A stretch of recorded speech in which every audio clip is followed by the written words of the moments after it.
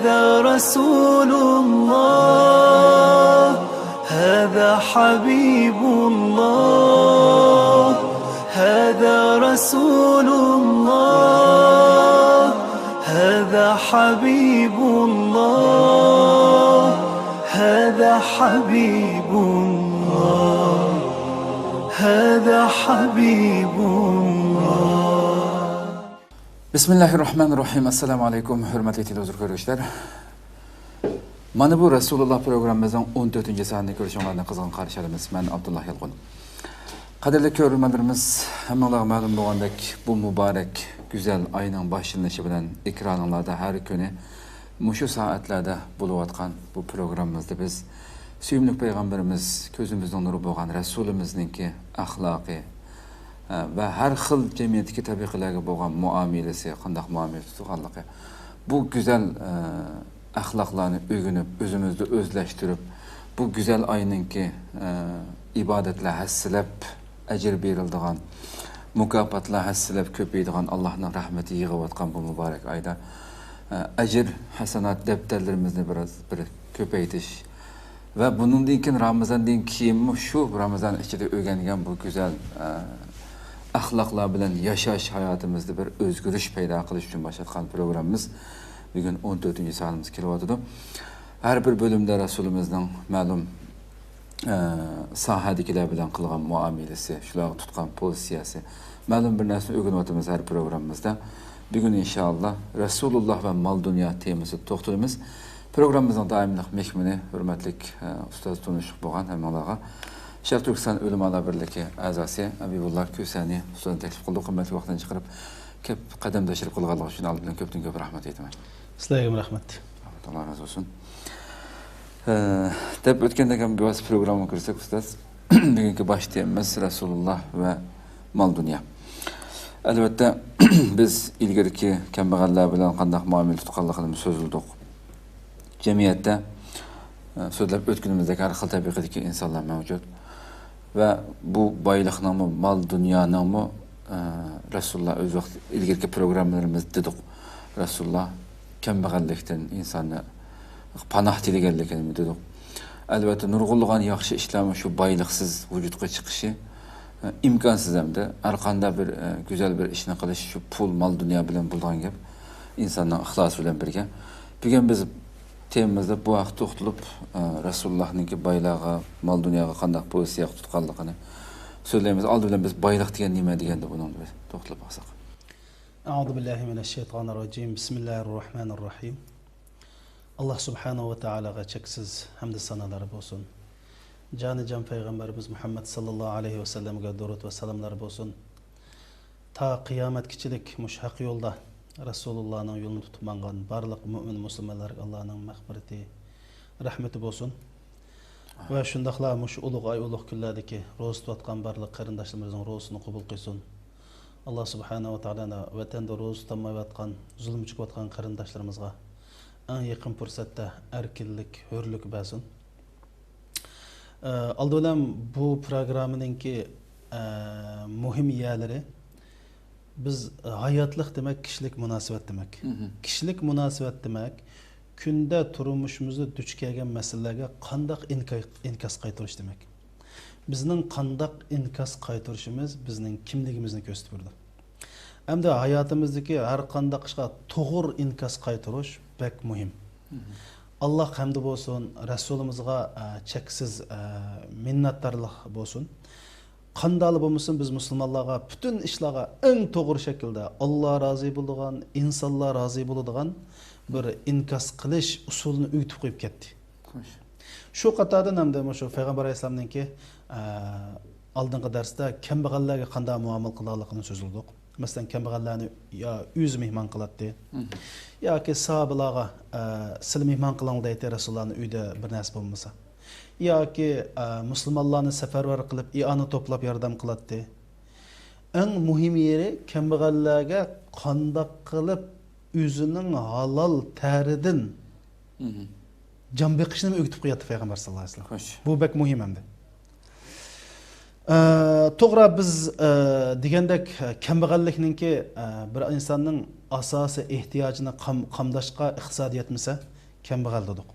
Lekin men bu yerda boylik nima deyishdan burun haqiqiy kambag'allikning nimaligini bir eskartib o'tishni xohlayman.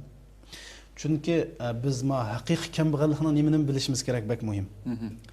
Bir kun Rasululloh akram sallallohu alayhi vasallam sahobalardan so'radi. Manil muflisu fikum deb. Sizning ichinglardagi gadoy, ya'ni hech nimasi yo'q, kambag'al kim u deb so'ragan vaqtida sahobalar javob berib, ya Rasululloh, al muflisu fina man la mata'a lahu va la dirham dedi. Va la dinar va la dirham dedi. Degandan keyin payg'ambar sallallohu alayhi vasallam bularga dediki, ya'ni sizning ichinglarda kimni gadoy deb qaraysizlar dedi. Degan keyin sahobalar, ya Rasululloh, bizning ichimizdagi gadoy, ya'ni yanchuqda bir xashligidek to'ttangining tayini yo'q. Uyga olsa bir uyda bunda bir qo'liq chiqidek, tutqidek bir narsa yo'q. Mushni gadoy deymiz debdi payg'ambar sallallohu alayhi vasallam. Mushadi sahobalarga ajoyib muhim bir narsani tushundirdi. Mening ummatimdagi haqiqiy gadoy bo'lsa, qiyomat kunsi namoz bilan, ro'za bilan, zakot bilan keldi. Bu qanday odam esa mahsharga maydoniga bir odam keladi. Nomi amal daftarini olsa, liq namoz, liq zakot, liq ro'za. Bu odam boy, asl biz eng oxiratdagi eng boy odam desak bo'ldi. Chunki oxiratdagi dollar shu savobli amallar. Rasululloh aytdi, bu eng kambag'al odam. Nima uchun desa, bu shunchalar namoz o'qib, shunchalar zakot berib, shunchalar ro'za tutdi, ammo birisini tillab qo'ydi, birisiga tuhmat to'qib qo'ydi, maning haqqini yeb oldi, maning qiniga kirgan, mani urib qo'ygan. Mushtaq qilib kishilik munosabatda xo'sh, yaxshi ish qilmay boshqalarga aziyat bergan. Mana bu deydi haqiqiy kambag'al. Chunki qiyomat kunsi buning namoz, zakot, ro'zani iborat savobli ishlarni ziyonkashlik uchirgan odamga berildi. Tek o savobli ishlar chiqishmay, ziyonkashlik uchirganlarning gunohini buning ustiga otib qo'ydi, do'zaxga tushdi. Ma'va haqiqiy kambag'al. Bu bak diqqat qilgan ish ma'va. Ya'ni sen Alloh bilan bo'lgan aloqang qancha yaxshi bo'lsa, kishilik munosabatdagi aloqangmi shuncha go'zal bo'lishi kerak. Anda bo'lmasa sen kambag'al bo'lsan demak. Endi boylik masalasiga kelsak, to'g'ri, boylikni biz nima deb tushunamiz? O'z ehtiyojini olib qolgan narsa, biz uni boylik deb ataymiz. Lekin ya'ni pulning ham pul bo'lganligini o'zi boylikni ko'rsatmaydi. Pul bo'lmaganligini o'zi kambag'allikni ko'rsatmaydi. Buni bilishimiz kerak. Chunki haqiqiy boylik qalb boyligi. Haqiqiy boylik bizning ota-bobolarimizning so'zimi bor, hikmatli so'z. Hikmatli so'z bu. Ham hadisdan bor deymi bu? Ba, chunki boylik pulmal deyishdan burun biz, ya'ni boylik pulmal bo'lishdan ilgari boylikni his qila oladigan boy qalb bo'lish kerak. Xo'sh. Asl qalb, masalan, nurg'un pul va ammo kambag'allarni ko'ramizda biz. Ya'ni puldan boshqa ishimiz yo'q. Shuning uchun bu ajoyib bir to'g'ri gap hamda. Haqiqiy boylik qalbning boyligi, haqiqiy xotirjamlik qalbning xotirjamligi.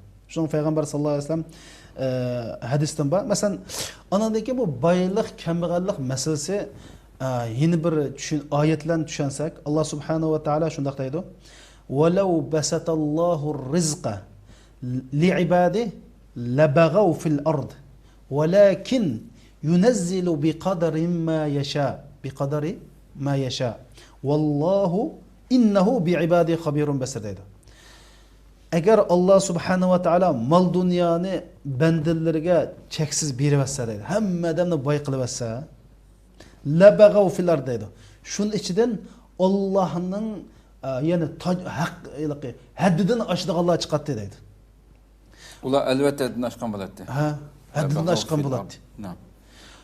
Lekin Allah o'zi xohlaganni ma'lum o'lcham bilan birdi deydi.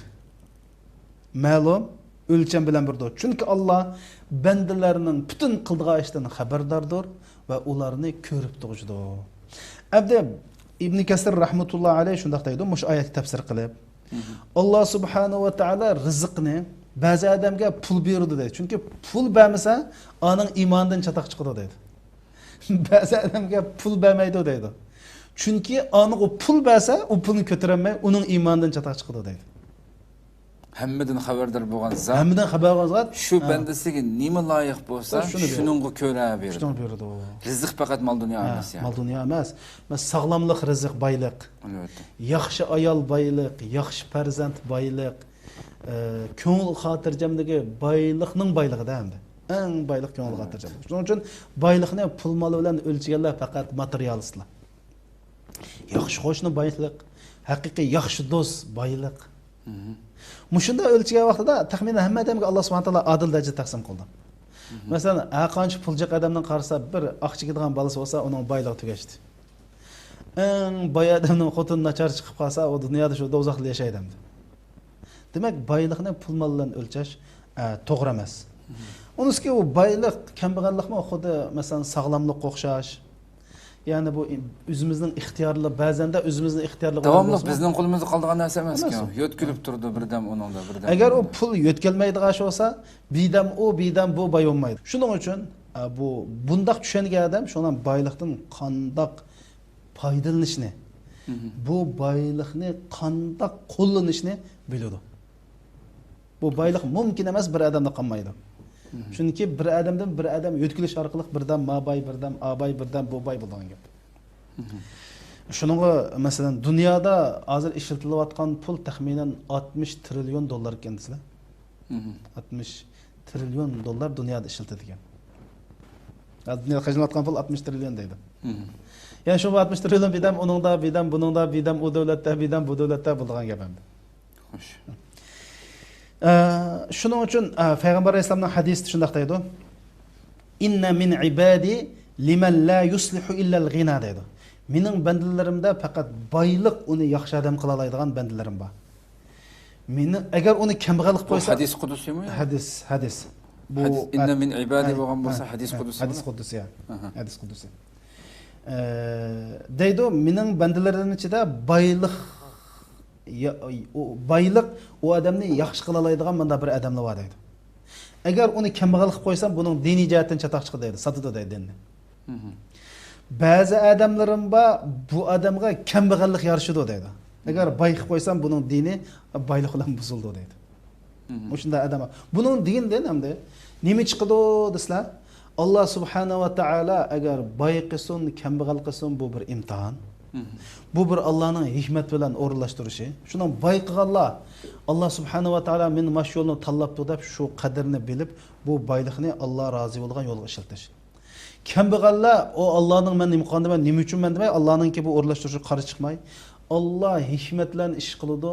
Men eng yaxshi tanlab berganim mushga o'xshaydi deb buningga rozi bo'lish. Rozi bo'lish. Ya'ni hasad qilmaslik. Ve bununla razı olmayı, dinini, milletini pulmal için satmaslık. Halal, çünkü bizge halal kasıp kılışan Allah öğretti. Leysa illil insani illa ma sa'a ve anna sa'yahu sawfa yura. Tirişkan Allah vermedi dedi. Şunu bazıda biz aldı dedik o bazı kembag'allik Allah'ın takdirinden bolsa, köpünç kembag'allik bizninki yaramsızlığımız, g'ururligimiz, aqlimizni ishlatmaganlikdan bo'ladi. To'g'ri. Bütün kuchini chiqarib harakat qilsa, uning keyinligi Allohning taqdiriga bo'ysunishdan boshqa eng yaxshi chora bu. Shunga masalan payg'ambarlarning hayoti qaraslimi boy payg'ambarlar o'tgan. Masalan Sulaymon alayhissalom, İbrahim alayhissalom, bir odam kelsa butun qo'ldan birini qo'yib ochqalaydigan payg'ambarlar endi. Boy payg'ambarlar o'tgan. İsa alayhissalomdek kambag'al payg'ambarlar o'tgan. Zakariya alayhissalom, Yahya alayhissalomlar ajoyib kambag'al o'tgan. Payg'ambar alayhissalomdek pul meli va amba kambag'al yashaydigan. Ya'ni payg'ambar alayhissalom boymi yashagan, kambag'almi yashagan. Ikki yil intamdan o'tgan. Boy vaqtlarda masalan Abu Sufyonga payg'ambar alayhissalom 100 to'gini berib o'tganda, bir qatimda 100 to'gini. Shundan voy ya Rasulullah bu mening o'g'limchi bo'lsa, o'g'lim Muaviyaga 100 to'ga degan. Voy o'g'lim Yezidchi bo'lsa, voy 100 to'gada bir qatimda 300 to'gini berganda. Aşağıdaki her bir töge hazır BMW maşın desek buldu hem de. Şundan mı? Çünkü o vaxtdaki Araplarning en kıymetli meli töge. To'g'ri. Töge. Yani bir qıtımdılar qanday qilgansa 300 tögini bir aqlam Peygamber Aleyhisselam bergan. Demek Peygamber Aleyhisselam baymi o'tgan, kambag'almi o'tgan, ikkilisini yaşap bakkan. Şu Peygamber Aleyhisselam Abu Zar'dan soraydı. Ey Abu Zar, sen baylıqni pulmanning jihliqi deb o'ylamsan ekan? Ha. Degan kambag'allikni pulmanning ozligi deb o'ylamsan ekan? Ha degan ekan Peygamber Aleyhisselam yo'q. Haqiqiy bayliq qalb bayligi. Shunga bayliq pulmal bo'lishdan ilgari bayliqni his qila oladigan. Shuning uchun nurg'unlagan degan moddiy jihatdan hammasi to'rt tutar, eng boy yashayotgan agar mol dunyodan baxt keltiradigan bo'lsa insonga, ashunda davlatlar nihoyat boylik yashayotganlar. Aşı devletlarda hammadan bak o'zini o'ltirib oldigan, ashunda insonlar eng ko'p chiqadi. Butun bo'lmasa bir dadi yo'q, bir ochqanmoqlik yoki bir edi. Ammo shu moddiy jihatdan boy bo'lgan bilan qalbi boy bo'lmaganligi uchun, ruhiy jihatdan, ma'naviy jihatdan qop-quruq bo'lganligi uchun nima qilishni bilolmay ular butun buzuqlikdan hammani qilib rahat bo'lolmay oxirida har xil shaklda o'zini o'ltirib oldigan. Masalan, Shveysariya dunyoning jannati deb atildi. En bichara adamga taxminan $2600 yordam pul berdi ekanda. Ma'arif bakaliq, davolanish bakaliq, qo'shiq to'ymay qolsa tamoq etib taqidiga urilib oldi ekan. Kunda kambag'allarga tamoqda ya. Ammo dunyo bo'yicha nufsga nisbatan o'zini o'ltirib olganlar eng kichik davlat shu ekan, Shveysariya. Nufsga ko'ra. O'lib olganlar Xitoyda jihat, ammo nufsini nisbatlash degan chog'da o'zini o'ltirib olganlar Shveysariyada shunday ekan. Ondan keyin mana shu nerviy kesilmi Shveysariyada eng nufsga ko'ra ekan. Dunyoning jannati deb atalgan bir davlat. Nima uchun desa? Ma'naviy qo'rquv. Nima uchun desa, insonlar shuni bilish kerakki, mush anglayotgan qarindoshlarimiz bilish kerakki, Allohga yaqinlashishdan cho'ng baxt saodat yo'q. Albatta. Agar mush Alloh subhanahu va taoloni tunib, mush Allohga yaqinlashib, Allohning muhabbatini ko'ysa, bu baxt saodatning nimaligini shu chog'da his qila oladi. Buni hozir men ig'zimda bilan ifoda etmayman. Buni yashab bu lezzatni tetib baqqan adam anadek kim biladi. İnsan Allah qancha qilsa baxt saodatni his qiladi. Kimki Allohdan jiroqlashsa, "Va man a'rada an zikri fa inna lahu ma'ishatan danka nahshur yawmal qiyamati ama." Allohdan jiroqlashgan adam eng baxtsiz, ya'ni bechora turmushni kechirdi. Amla qarasak hammasi bada ko'ringan bilan bechorada, ya'ni puldan boshqa hech nimasi yo'q degan gap shu. Mol dunyodan boshqa hech nimasi yo'q. Ala bi zikrillahi tatma'innul qulub. Xo'sh, endi Payg'ambar alayhissalom mol dunyoga qanday muomala qiladi degan ma'nosi.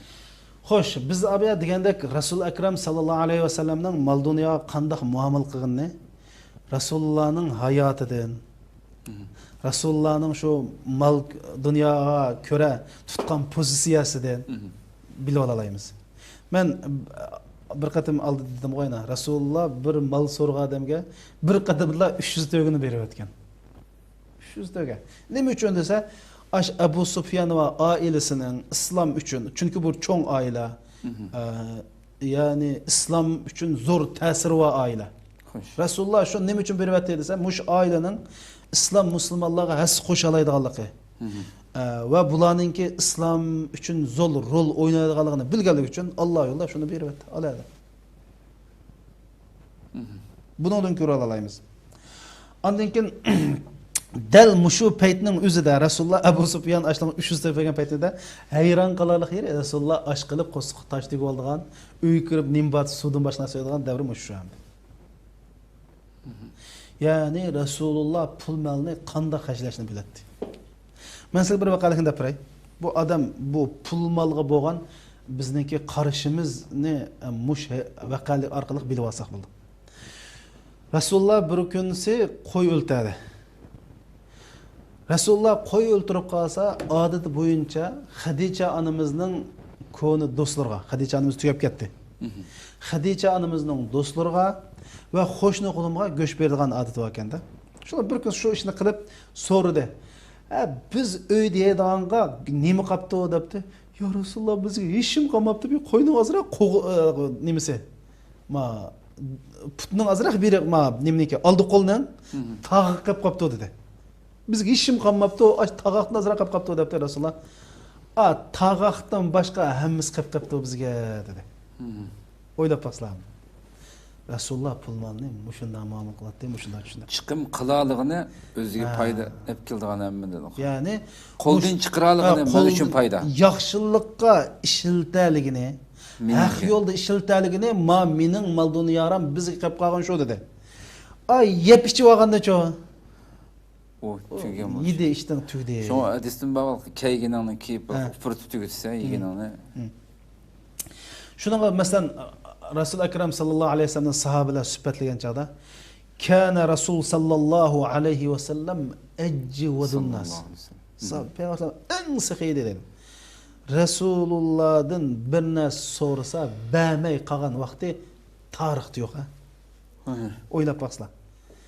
Deydi Resulullah'ın mal dünya sorap quruq qol qaytib ketgan adam yok deydi.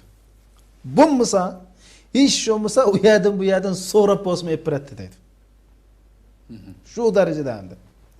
Şu nimişqa degan vaqtida ham bulib mana shu Ramazon munosabatlan qarindoshlarımizga yin mahedisining to'liqini deb o'tay. Rasul sallallohu alayhi vasallam eng sehiy zot edi. Ammo Ramazonda sehiligi favqul odda shundoq bir yuqurlab ketadiki, shu oyig'i uzilmaydigan shamoldek sehiyat dedi. Shuning uchun Ramazon munosabati bilan Alloh pul, mol, rizq bergan qarindoshlarimiz mana bu oy mushundaq Rasulullah'dek sehiy bo'lgan oyat. Xo'sh. Endi gapning Rasululloh pul mol qanday muomala qildi degan chog'da Rasululloh Qur'oni Karimni o'zining hayotida yüz tatbiqlagan zot. Qur'oni Karimda deydi: "Va atuhum min malillahi allazi atakum."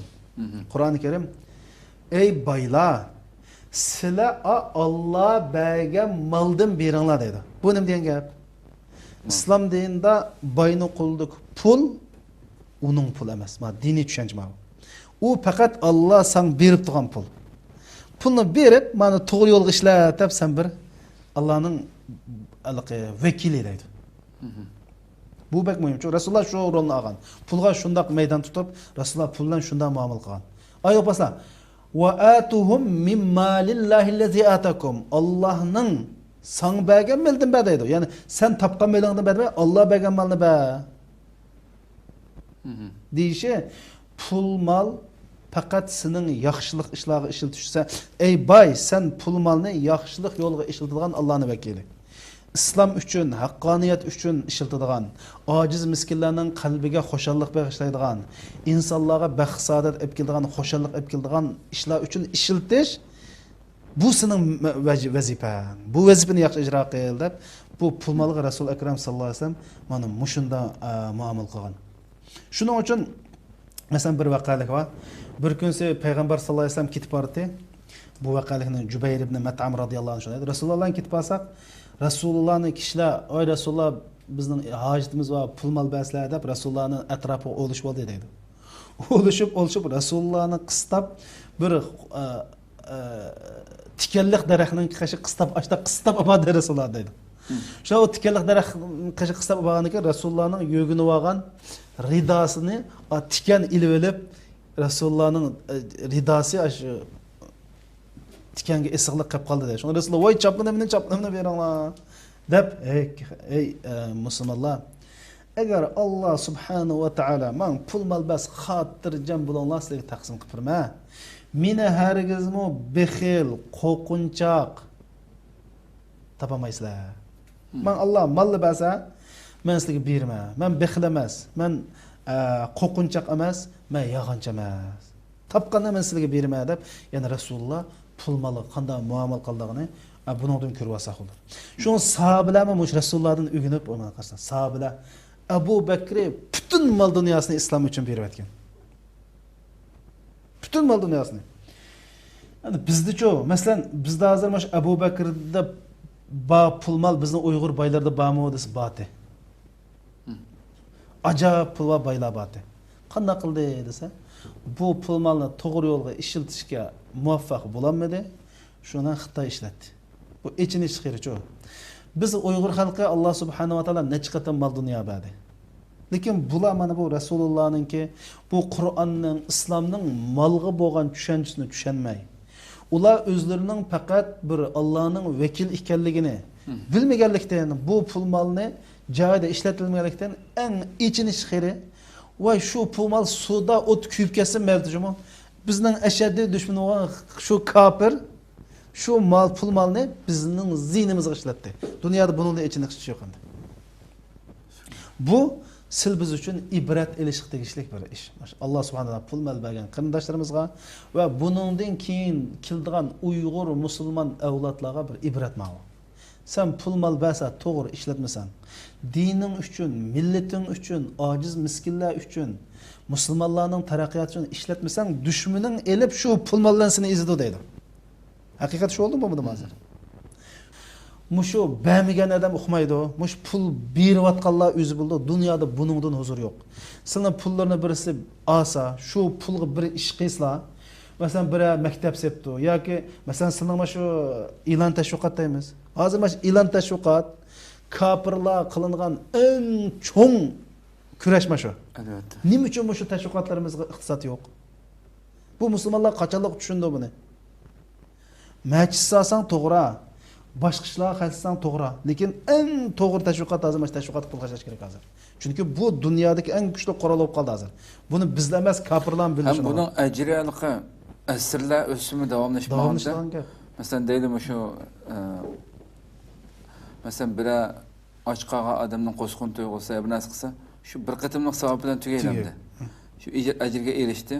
Ammo shunday bir xizmatlarga chiqim qilib qo'yishdan keyin bu hamda 10 yil 100 yil o'tgandan keyin bir inson ko'rsin masalan shu program deydi.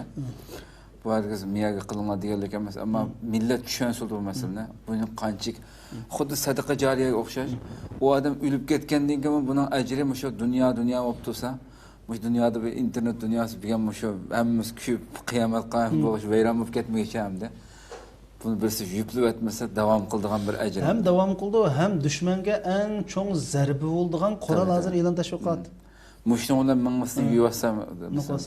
Biz bundan karımız yok, tayini yok. Bazı qarindoshlarimiz ama pulni qanday xashlashni bilmaydi chu. Haliqi bundaq bu xashlagan pulimning dinga, millatga qanday unum bo'ladi buni o'ylash kerak. Tabii. Haliqi masjid salsang yo'q, uni salsang savob puldir ras. Lekin sen a masjidga kirdigan odamni tarbiyalaydigan, a masjidingni qo'g'daydigan. Buni pul salsang teximni o'chiladi.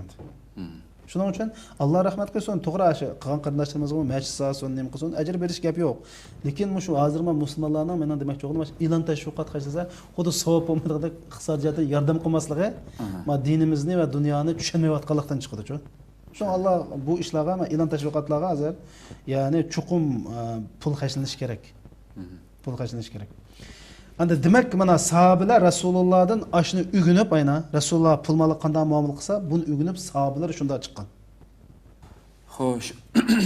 Endi Rasulullah baylarga qanday muomala qildi desa, farqli muomala qilam degan kambag'allardan. Albatta bir jamiyatdagi baylar shu jamiyatning eng muhim shaxslari. Buni e'tirof qilishimiz kerak. Yani baylar bir jamiyatdagi eng muhim shaxslar, ularning mayli islomni nashr qilish bo'lsin, haqqoniyatni qo'g'dash bo'lsin, zulmni qarshi turish bo'lsin, ma'arif bo'lsin, ularning rolini qat'iy salchaqlash qolmaydi. Shunga Alloh subhanahu va taolo iqtisodni hayotlikning jon tomiri deb bildirgan bizga. Alloh subhanahu Qur'oni Karimda deydi: ولا تؤتوا السفهاء أموالكم التي جعل الله لكم قياما dedi. Sizga to'riq qilib bergan iqtisodni galvanlarga tutib qo'ymanglar dedi. Bu yerda Alloh iqtisodni nima deb atadi? Qiyam deb atadi. Ya'ni to'riq deydi, hayotlikning to'riki deydi. Davlatning to'riki, islomning to'riki iqtisod. Bu bak muhim iqtisod. Ama unda bo'lgandan keyin Rasululloh ularga shunga yarasha muomala qiladi. Masalan, Sufyan as-Savri degan zot shunday deydi. Men kambag'al bo'lib kishilarga muhtoj bo'lib qolgandan 10 ming tillarni yanchig'imga solib qo'yib qiyomat kuni shuni hisob berishni yaxshi ko'raman. Ya'ni kambag'al bo'lib kishilarga ehtiyoj qolgandan 10 minutlarni ham chiqsalar qiyomat kuni shuni hisobini berishim shu men yaxshi degan. Nima uchun desa, masalan, dangliq bir olim bor Ibn Asakir deb. Ibn Asakir deydi, "Oxunimning qashig'i berib, taz 37sini yodiga obda ilib, pishiqlab uy keldim" deydi. Şuan bu 37sini bir yazay deb daftar kitobga yozib 3-7si yozib o'ltirsam, xotin chiqib, "Voy, palani untugdi" debdi, 5 peshonam birini qo'yib 27 qarsam hech mis esimda qolmabdi deydi. Uyda untugdi degan gapni anglab, "Ay, yadagan 37sini 27si qaçdi" deydi shu. Shuning uchun bu kambag'allik hamda haqiqatan islom dinimiz buningga shuning kambag'allik qarshi turish uchun zakat tuzumini o'ttirib qo'ygan islomning 5 prinsipining 3-chisi qolmadi. Endi qanday muomala qildi desa, shularning shu roli qarta muomala qildi. Shu qatordan pul melni islom uchun ishlatgan, haqqoniyat uchun ishlatgan kishilarni Rasululloh alohida maqtaydi. Masalan, Payg'ambar alayhisalom va ularningki shu qilgan emgikini qadrlaydi va Payg'ambar alayhisalom ularga hurmat qiladi. Şu qatada mesela Peygamber Aleyhisselam muş Ebu Bekir'nin melidek İslam'a Müslümanlığa esqatkan pul yok deb dedi bir qatımda. Ebu Hureyre şuna dedi. Resulullah bir sorunda "Mana muş Ebu Bekir'nin puldek esqatkan bir pul yok" deb kitipti. Ebu Bekir yığılab ketdi dedi. Yığılab ketip, "Ey Allah'ın peygamberi, helgo pulken mening pulum jinim sen üçün pida olsun" dedi. Yani bu yerden Resulullah Ebu Bekir'e qanday muomala qildi desa, shundan faxrlanib, sahabalarning oldida Ebu Bekir'ning xizmatini bir qatim yaxshi baho bergan bo'ldi. Peygamber Aleyhisselam baylarning qashig'i baratdi. Ularning uylari kirib tamoq yeb, avallashib, ularning pul molni qanday ishlatsa, ularga eng yaxshi bo'lganligini o'rgatdi. Masalan, Abu Talha radıyallahu anhu'nunki şu Peygamber Aleyhisselam'ın mescidinki oldida bir beğ var. Bu bağının ismi Burayha deb atılgan. Medine boyunca en noç bağ. Peygamber Aleyhisselam pat-pat şuraya kirib, o'ltirib, şu çağda quduq varken, quduqdan suv içip, qo'misni yeb, yana Peygamber Aleyhisselam bir o'ltirib chiqdigan bağamda. Şundan Allah subhanahu wa taala "Lan tanalul birra hatta tunfiqu mimma tuhibbun" degan oyat nazil bo'ldi. Nazil bo'lgan ekan, bu nima degan gap desa, sizlar o'zingizning yaxshi ko'rgan narsani Alloh rizoligi uchun ishlatmay turib, hargizmi jannatga erishamaysilar. Bir degan bir şey jannatdan. Yaxshilik erishamaysilar degan gapdan bu yerda yaxshilik nima jannat degan. Sizlar o'zingizning yaxshi ko'rgan narsani Alloh rizoligi uchun bir ishlatmay turib, jannatga kiramaysizlar degan oyat nazil bo'lgan ekan, Talha radhiyallohu anhu Rasulullohning qashiga yugurib keldi. Yugurib kelib, "Ey Allohning payg'ambari, muş ayet nazil boptu. Men en suyumlik, mening en qimmatlik melim aş Burayhati. Maş Burayhani Rasulullah sizlarga berdim. Nima qisli qilib Alloh rizoligi uchun ishlasizlar debdi. Payg'ambar alayhisalom baxin deb ketdi. Pah. Nima degan isi pah deb maqtab Rasulullah. Yani sen yani ajoyib bir manfaatlik mal dunyo bo'ldi bu. Ajoyib bir payda olgan mal dunyo bo'ldi bu. Baxin deb Rasulullah buningga maqtab, andan keyin buni eng yaxshi mash tuqqanlarga taqsim qilib berdi. Chunki Talha radhiyallohu anhu tuqqanlar orasida kambag'allar bor. Tuqqanlarga taqsim qilib berdi deb shuni taqsim qilib bergan. Mana Rasulullah mishada qanday qildi desa, ya'ni bu vaqalikdan insonning haqiqiy pul milining Alloh yo'lida ishlatgani haqiqiy pul mal ekanligi. Anandan keyin mana shundaq tuqqanlarning ichida yaqinlarda kambag'al bo'lsa, baylarning o'zining tuqqanlarini yo'lashninki muhimligini. Anandan keyin mana shundaq insonningki haqiqiy pulning, haqiqiy eng qimmatli pulning Alloh rizolida ishlatib olganning ne kadar noç ekanligini ifodalab, baxin deb pah nima degan eslama.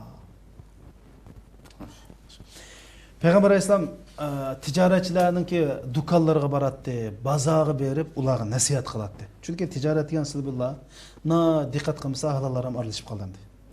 Mesela yağanga qilib qo'ysa haram aralashadi. Malninki süpti 10 bo'lsa, buni 11 ko'z tutib satsizlar, xato bo'ladi. Yaxshisini oldiga chiqarib, yomon ekanini o'chirib tasdiq xato bo'ladi. Shuni Rasululloh qanday qilsa bozorlarga berib, bir kun payg'ambar alayhisalom bozorga borib, "Ey tijoratchilar aholisi" degan keyin hamma tijoratchilar Rasulullohga qaradi. Payg'ambar alayhisalom ularga "Tojirlar qiyomat kunsi fojirlar shaklda o'rindan turg'izildi" dedi. Ya'ni fojir degan gunohkor shaklda. Biroq kimki Allohdan qo'rqib, samimiy bo'lib, rostchil bo'lsa bunda emas. Samimiy, rostchil bo'lmaydigansan qiyomat kuni hamman jinoyatchi holatda o'rnidan tursa. deb tijoratchilarning halol tijorat qilishi, rostchil bo'lishi, samimiy bo'lishi mana yo'l ko'rsatdi. Ya'ni tijoratchilarga undan demak payg'ambar sollallohu alayhi vasallam ularni uyga boratdi, yaxshi yo'lni ko'rsatdi. Ya'ni pul molni qandoq ishlatsa haqiqiy boylik bo'lganligini ularga bildiradi. Endi albatta boylarning majburiyati va mas'uliyati va qilishga tegishlik. Buni albatta Rasulimiz har narsaga tavsiya qilgan, yo'l yo'riq bergan payg'ambarimizning albatta bu boylarga yuqorida ancha-muncha so'zlanib o'tdi. Yana biroz ochsak masalan boylarga qanday tavsiya qiladi Rasululloh? Endi shu boylarga endi bir oyat va men haqiqatan bak ta'sir qildi bu oyat. Sura Yusufda. Bu her bir baylağa muşne bir bayla muşne bir düşense.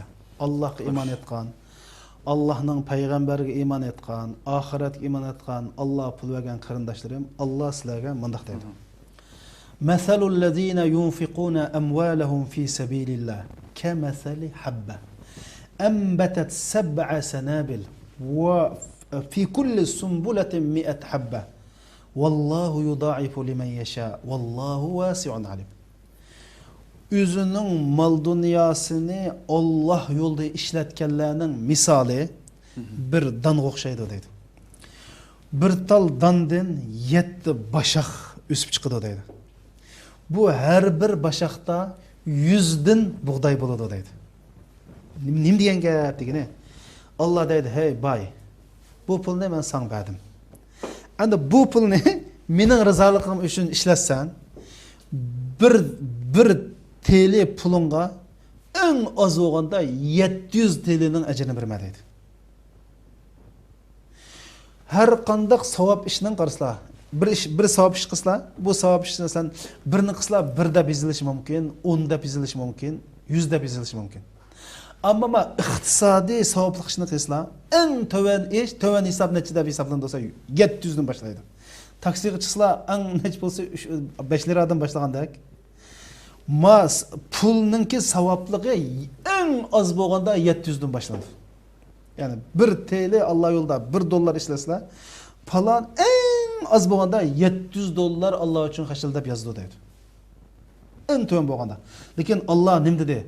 Vallahu yudaib. Allah onundan neçesi artık kalıp hesaplaydı deydi. Vallahu vasi'un. Allah'ın nimesi bek kengri, kudreti bek kengri, bilişi bek kengri, Allah'ın sahiliği bek kengri, bunu bil. Allah sana hesselep eslep avutup durdu. Alim degini ve bilidu Allah beginani. Sen bir işini koyup Allah bilmemlikine bilidu. Allah bilidu endi. Oylap baksana. Siz birisi bir başlık soğat kılıp, aş soğat uygu binası apır basla aş başlık uqamadı, uqmağamadı deb gam qilib qollamdı. Çünkü maksat başlıkını hoş qilishimdi. Men gam qilmama Allah bilidu. Men beginani bilmem, men bilmeydigan, yaxshini uqmaydigan emas, men Allah bilme deb mush oyatni mencha har qanday pul bergan odam peshonasiga yozilish kerak endi. Oylap baksana. Yani bir nüvesan en kam bo'lganda 700'ünü berme. Ve ma tunfiqu min khayrin yuwaffa ilaykum ve entum la tuzlamun. Allah rızalığı için her qanday bir yaxshilik yo'l uchun pul xarjlaydi ekansa, uni to'liq mukofotini olsa, hargiz zulm uchirmaysa. Allazina yunfiquna amwalahum bil-layli wan-nahar sirran wa alaniyatan فَلَهُمْ أَجْرُهُمْ عِنْدَ رَبِّهِمْ وَلَا خَوْفٌ عَلَيْهِمْ وَلَا هُمْ يَحْزَنُونَ. Bu acayip ayet. Özünün mal dünyasını, kiyçilleri, kündüzleri aşkara, hüşrun Allah rızalığı için işletkenlerge onların Rabbi tarafından ecir verildi. Ola qiyomat kunsi qo'rqish degan bo'lmaydi, g'am qilish degan bo'lmaydi. Sizlar o'ylab boqsizlar. Bu qiyomat kunining dahshatidan hamda chashlar oqiradi. Ya'ni payg'ambarlarmi tizilib o'ltirib, jinim degan kun hamda. Ajoyib bir kun. Yani bek dehşetli gün. Allah subhanahu wa ta'ala kıyamet günüsü hiç tarihte qilib bakmagan gazabını kıldığan gün. Şu günde deydi o, ma Allah yolda pul xaşlaganlarda qo'rqinish, g'am qilish bo'lmaydi. No, medicine kirib turdi degan gap.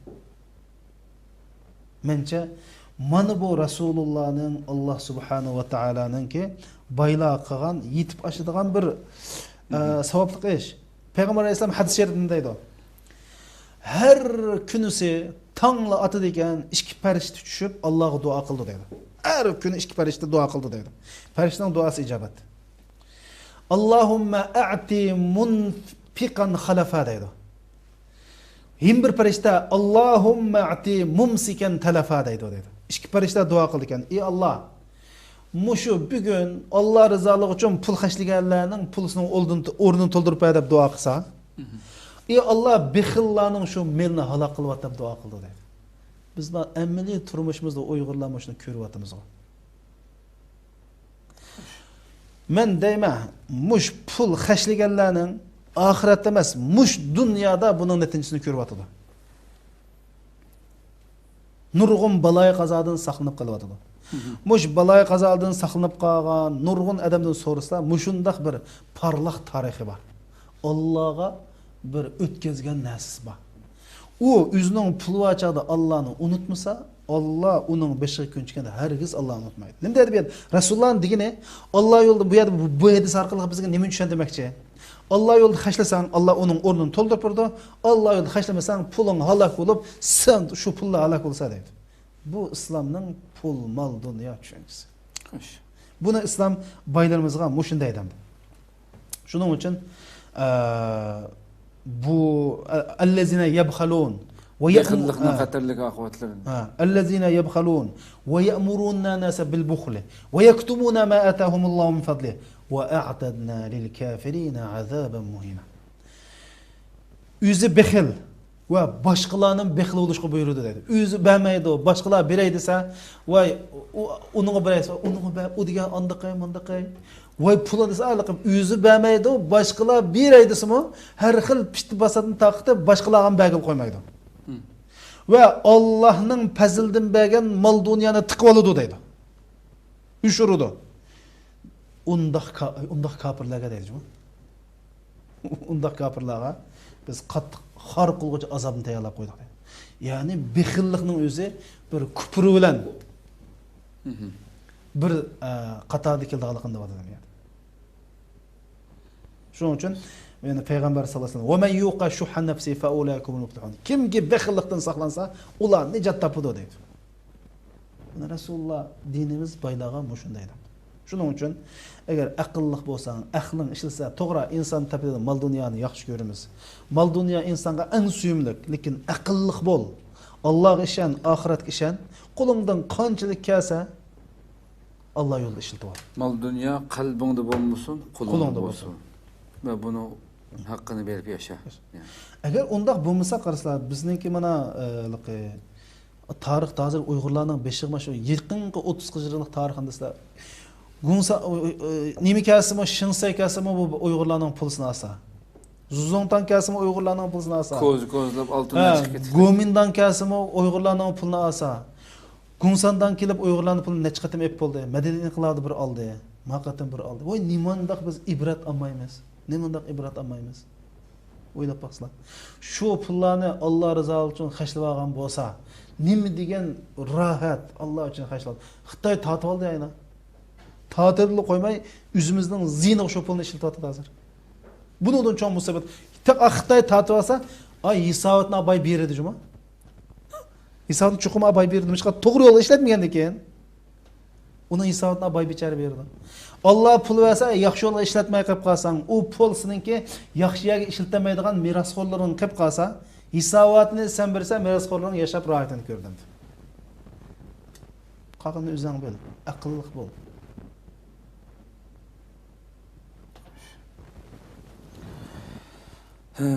Programın ahırı kelip kaldık inşallah bir içip berildi qarayan bu mavzunun yaxshi şekilde. Albatta puldarlarımız, baylarımız mı?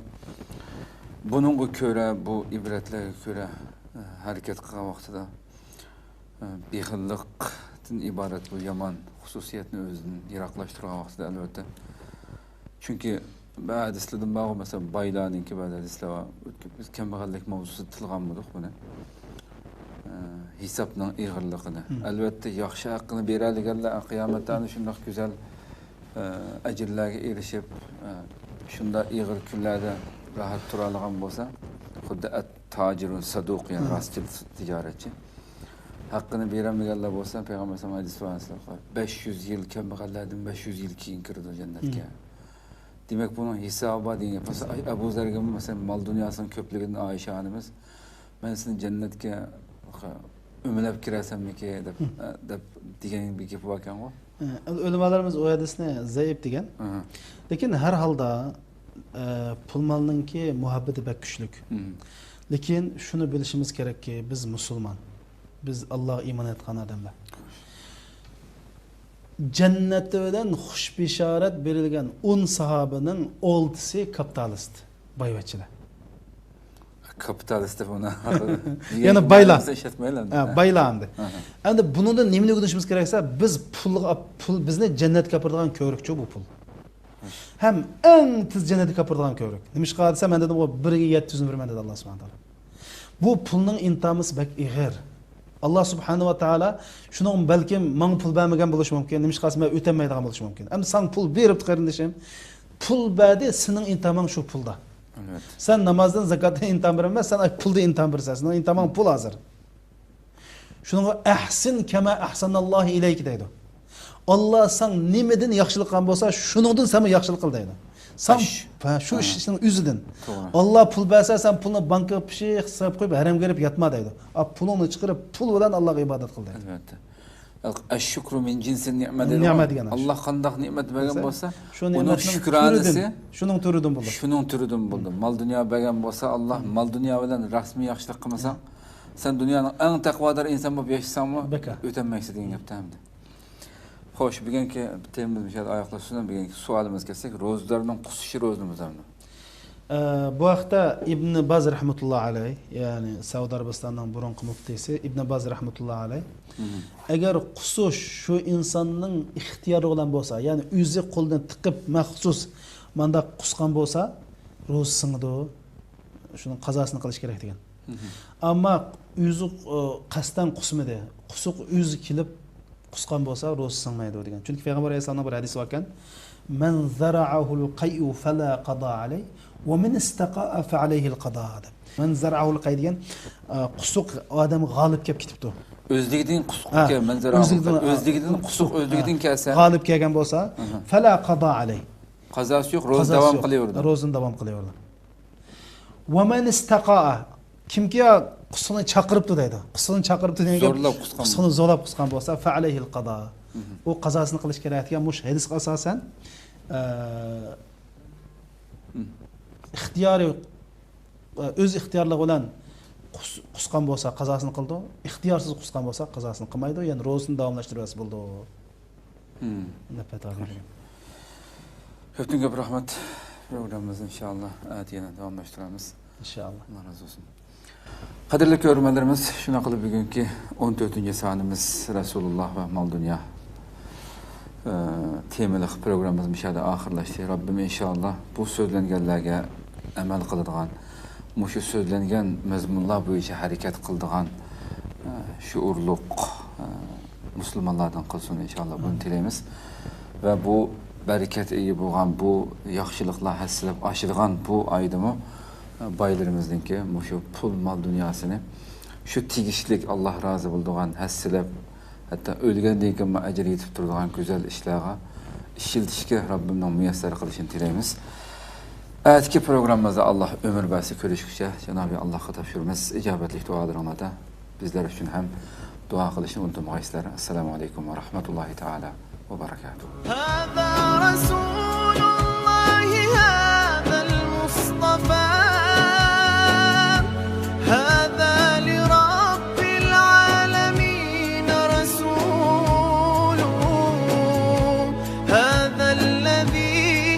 غطى العيون بكفه لما بدت فوق الخدود تسيل.